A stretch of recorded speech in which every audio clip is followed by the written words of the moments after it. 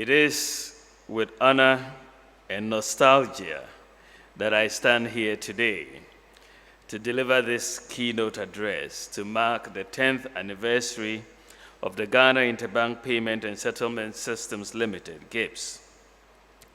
It is nostalgic because I witnessed the early beginnings of GhIPSS and to see how it has evolved into the institution that it is today is really a very humbling experience. This is not one in which I can say you and I were not there. Because all of us were there 10 years ago as we witnessed the birth of this institution. Let me also join others to congratulate all those who worked tirelessly to ensure the formation of GhIPSS, and of course, those who continue to support it as it carries out its mandate. I would like to single out for special mention the former governor, Dr. Paul Akwa, who is a consummate visionary and technocrat, and he had this vision about how the payment system would evolve. Of course, me as a deputy governor can only do what my governor instructs or allows me to do. And he gave me some latitude to carry out his vision. But it is primarily Dr. Paul Akwa's vision. There were others, of course, who made this possible. Fred France, Yoku Kosa, Damien Zato, Joseph Tete, and of course, Mr. Na himself, the deputy governor. He was so central, and he is one of our foremost payment system experts on the continent, and he did a lot. We had a view or a vision to really move Ghana from a cash-based society towards an electronic payments based society. And I think as Mr. Na talked about the real-time gross settlement system and the central securities depository and all of that, these were all elements, pieces of the jigsaw that we tried to put in place. I remember sometime in 2006, sitting in a restaurant in Accra, and some clients on the next table when it came to time for payment, and these were not Ghanaians. When the bill was brought, and they started making fun of the currency, because they had a lot of currency to pay. They said 1 billion, 2 billion. And as I sat down and I listened, I said, well, something has to change. And we went and we discussed this issue in the context of the whole payment system development and what to do. But we realized that to move towards electronic payments, once we had stabilized the macroeconomy, we needed to redenominate the currency as well, because how do you expect people to use ATMs when you can't really function? The ATMs wouldn't function properly because they would have to be bringing out so much cash out of them for just very small amounts of money that people were taking out. So we decided to redenominate the currency, which we did in 2007. And it was all part of these pieces of this jigsaw to move us towards a more convenient payment system in the country. So it is really also about financial inclusion. As we thought more and more about the economy and the management of the economy, we understood that one of the biggest problems was interest rates. Interest rates and how to bring down interest rates was a major challenge. A problem that many countries from the 18th century had basically solved, which is making sure a lot of the population are banked, was one that we were living with. Ghana and many other countries in the continent had a large chunk of the population unbanked. But when you have a large chunk of the population unbanked, it means savings in the financial system are lower. It means there is a lot of savings outside the financial system. But interest rates fundamentally is just a demand and supply of savings. It's a price for the demand and supply of savings. So if your supply of savings is limited, because a lot of the savings are outside the banking system, the price of those savings, which is your interest rate, will be higher. So this was the simple analytics that said, let's try, if you want to bring interest rates down sustainably, let's try to bring the payment system to a level where it will bring about financial inclusion. Then you will be able to sustainably tackle the interest rate problem. And this is really the background to how do we bring more people in the financial system? How do we get people who have never gone into a bank, who have no intent of going into a bank, getting bank accounts? And this was the background to the e-switch financial system, because we wanted it biometrically based, as a lot of illiterates will not even be able to remember the numbers or their PIN codes, and the risk of fraud and all of that. So this is how it was all beginning. I mean, this is the rationale. And we wanted to make sure that to have financial inclusion, you had to have a national switch and bring all interoperability across all the banks. We thought about the automated clearinghouse, the check code line clearing and truncation, and so on. And GhIPSS has moved all of this forward. These platforms have allowed us to go into instant pay, hybrid POSes, and so on. So it's been really remarkable. And institutions like GhIPSS play a critical role in the transformation of economies, bringing about efficiency in payment systems, which is a key facilitator of business. Ghana, over the last 10 years, through the efforts of GhIPSS, has witnessed some transformation of the Ghanaian payment system landscape in line with global trends. Just to cite an example of what GhIPSS has accomplished, as we heard earlier, 10 years ago, a check issued from the northern zone, that is from Kumasi, Sunyani, Tamale areas, took 7 to 10 days to clear. Today, the same check can be cleared in a few hours or a maximum in a day. The impact of this singular act of change on commerce and business cannot be overemphasized.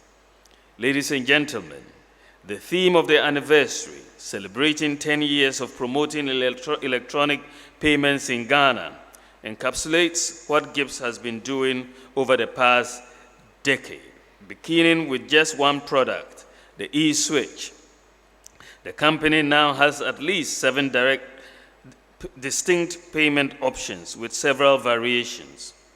And what is mind-boggling when you think about the number of transactions that goes through the GhIPSS system.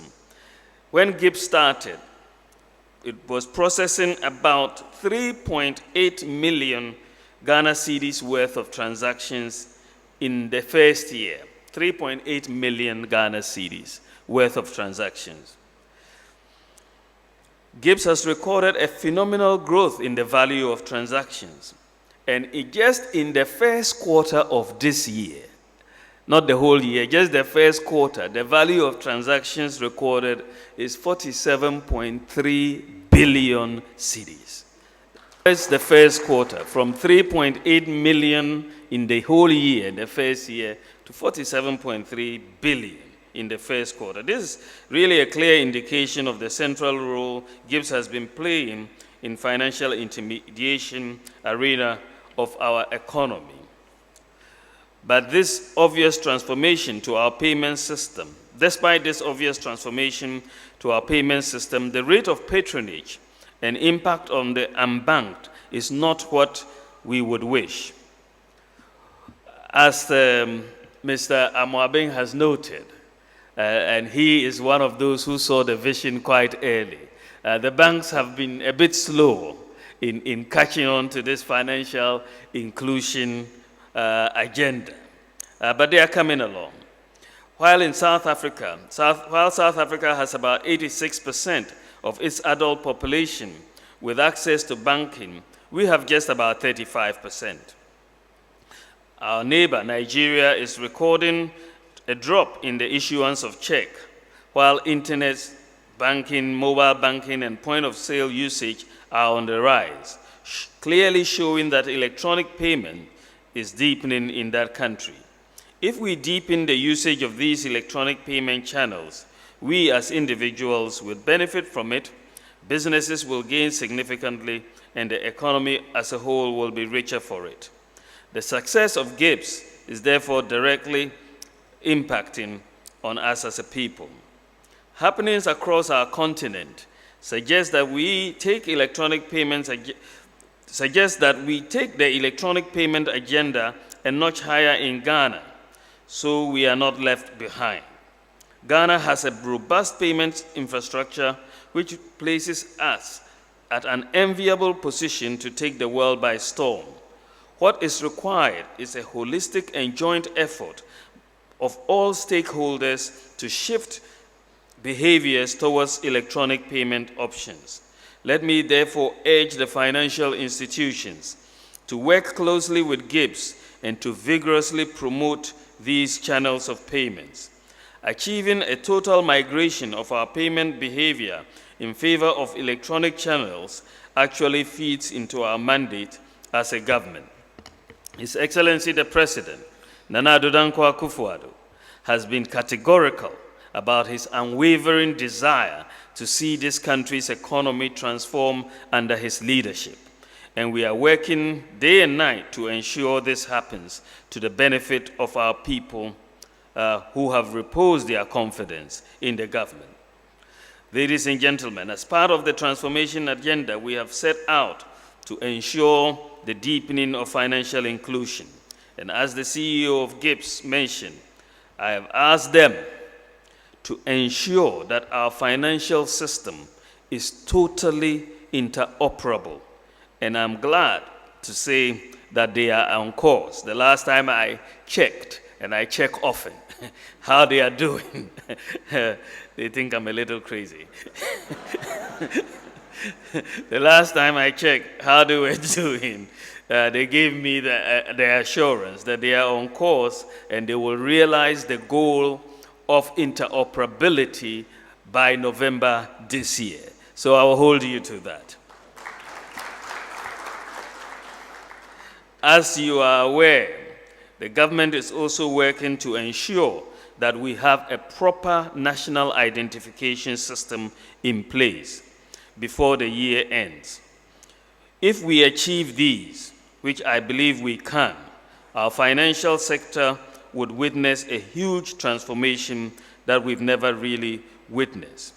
I say so because our financial services would have the most effective primary and unique identifier of each person with the plethora of electronic payment delivery channels. Coupled with macroeconomic stability that we are pursuing, one can envisage the massive flow of credit to the private sector that will occur.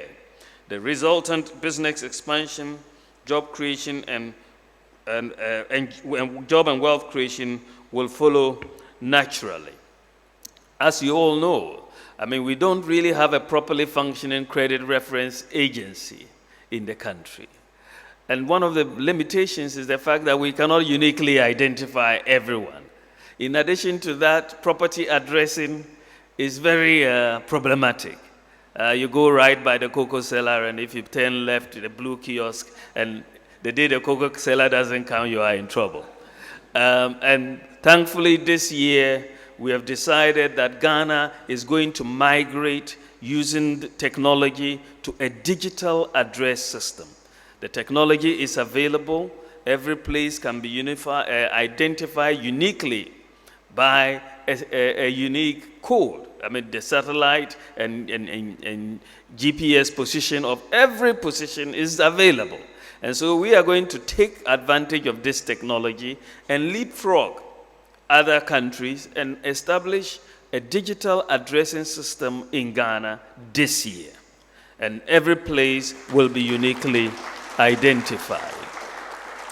So we expect this rollout, and it will make a major difference, because addresses will then allow business to happen. And it will allow unique identification to be also complemented by a unique address, so that when I always say, when you are looking at the advanced countries, if you go to the United States or England or any other advanced country and you make their addresses disappear overnight, those economies will collapse. You cannot function without an address system in the advanced economy. So many businesses are based on addresses. And so hopefully in Ghana, this is why it means so much. These are what we call the soft pieces of infrastructure, the address system, the unique identifiers, which will really come to complement the payment system. And these are all what we call the pieces of the jigsaw that we've been putting together over the last 10 years as a country. And I think that the address system will make a remarkable difference to our country and this economy. Ladies and gentlemen, let me say unequivocally that I fully support any effort to make the public sector efficient, effective, and devoid of corruption.